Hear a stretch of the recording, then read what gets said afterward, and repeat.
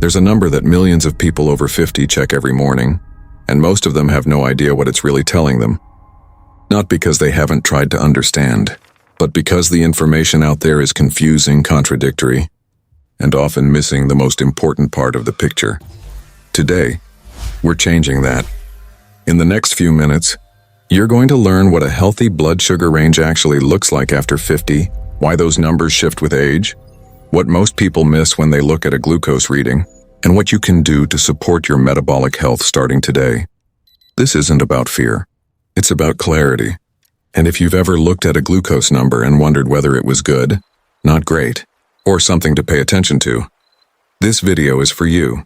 If this sounds familiar, drop a comment right now and tell me where you're watching from. And let me know. Do you know someone over 50 who's been confused about their blood sugar numbers? Here's something most people don't talk about. Blood sugar ranges don't exist in a vacuum. They shift.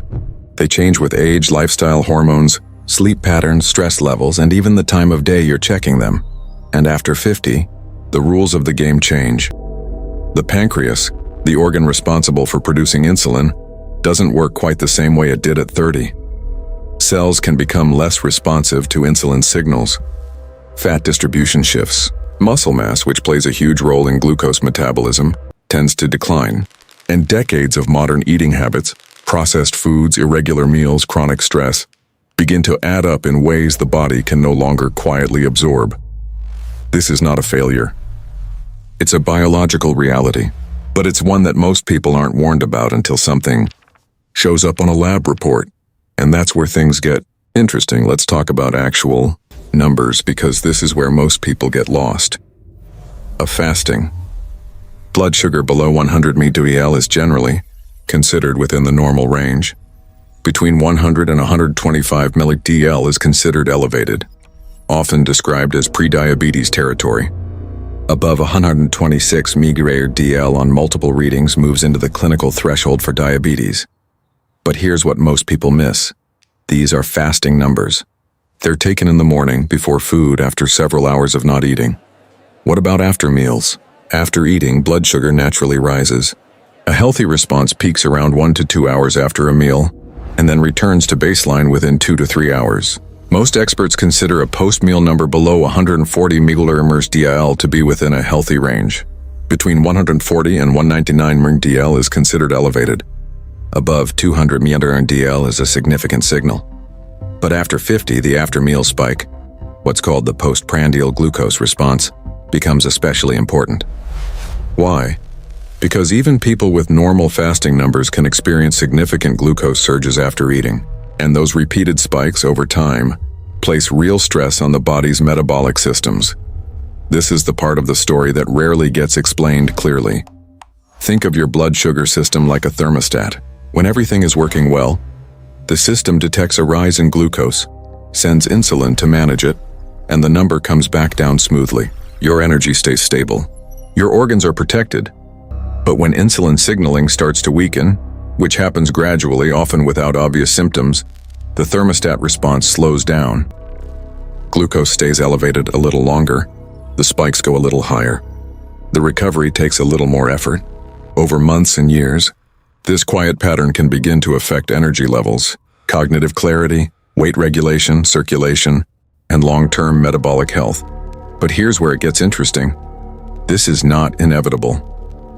The body has a remarkable ability to respond to the right inputs. Exercise, even moderate daily movement, has a measurable impact on insulin sensitivity.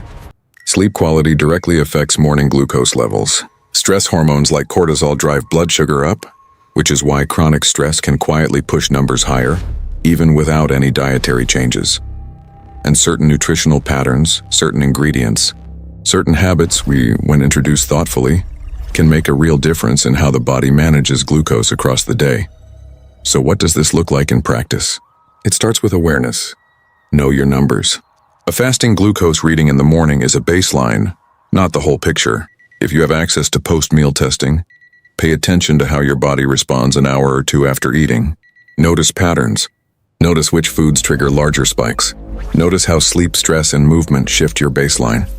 It also means thinking beyond the number in isolation. A healthy blood sugar range isn't just a threshold to avoid crossing. It's part of a larger picture of metabolic health that includes energy, sleep, weight, inflammation, and long-term vitality. For many people over 50, this is also a moment to think seriously about what kind of daily support they're giving their metabolic system. Beyond diet and movement, there's a growing body of research around specific compounds that appear to support healthy glucose metabolism. Things like berberine, cinnamon extract, chromium, and alpha-lipoic acid, among others.